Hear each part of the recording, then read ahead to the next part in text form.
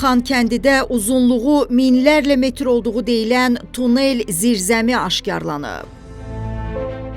Xankəndidə yerləşən həbsxana tipli zirzəmidəyik. Hazırda zirzəmiyə daxil oluruq. Bildirilir ki, sözügedən zirzəmi Vətən müharibəsində sığınacaq kimi istifadə olunub. Gəlin görək içəridə nələr var.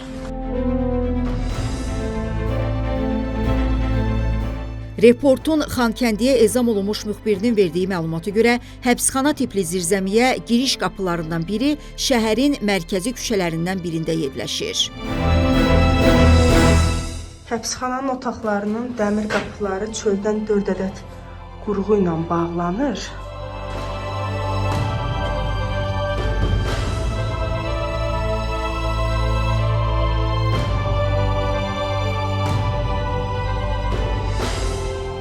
Əvvəllər həbsxana kimi fəaliyyət göstərən zirzəminin Vətən müharibəsi zamanı sığınacaq kimi istifadə olunduğu da müəyyən olunub.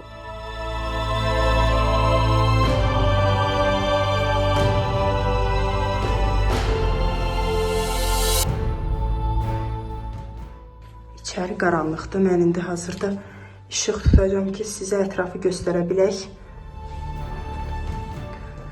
Görürsünüz, otaqlardan biridir. Burada içəridə başqa bir otaq var.